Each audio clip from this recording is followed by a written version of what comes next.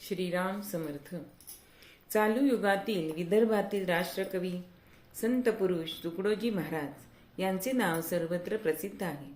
तुकडोजी महाराज यांना आकडोजी महाराज यांचा कृपाप्रसाद लाभला. तुकडोजी यांची भजन प्रवचन लोकप्रिय झाली. गांधीजींच्या सहवासामुळे त्यांनी समाजाचे प्रबोधन सुद्धा केले. विषमता अस्पृश्यता दूर व्हावी म्हणून त्यांचे प्रयत्न होते. श्री गुरुदेव या नावाचं त्यांनी मासिकही त्यांच्या आश्रमातून प्रसिद्ध केलं होतं. ग्रामोद्योग, साक्षरता प्रसार, गोरक्षण, पशुहत्याबंदी, कुष्ठरोग्यांची सेवा, ग्रामसफाई यासंबंधी त्यांचे कार्य हे फार मोठे होते. स्वातंत्र्य, समता, न्याय, मानवता, ईश्वरबंधुत्व आणि ईश्वरभक्ती यांचा बोध त्यांनी आयुष्यभर केला. श्री तुकडोजी महाराज यांची भजने प्रासादिक असूनही आजही ती विदर्भामध्ये खंजिरीवर म्हटली जातात. तुकडोजी महाराजांचा आवाज दणदणीत आणि करुणापूर्ण होता. हजारो लोकांना ते आपल्या भजनाने मंत्रमुग्ध करीत. ईश्वर तू माझा सर्व बुद्धिदाता किंवा अंबिके धावोनी देई बुद्धिमाय, सावळे स्वरूप गोड वाटे मज, सदा घडो स्नान चंद्रभागेतिरी, हनुमंत धनी माझा नाच नाच रे मुकुंदा, गोड तुझी मुरली अशी त्यांची भजने अतिशय लोकप्रिय आहेत.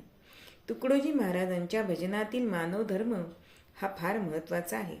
त्यांचा देव देवळात नसतो, तर तो गरिबांच्या झोपडीत त्यांना मदत करीत असतो. सुख व शांती यांनी विश्वधर्म झळकावा असं त्यांना वाटायचं. जगातील भेद संपावेत, खल निंदक निर्मळ व्हावेत अशी त्यांची प्रार्थना आहे. म्हणून ते म्हणत की ईश्वरा सर्व जीवांना स्वतंत्रता मिळू दे, कोठेही संघर्ष नको, संप्रदाय जातीभेद स्वार्थ उरू नये असा त्यांचा उपदेश आहे.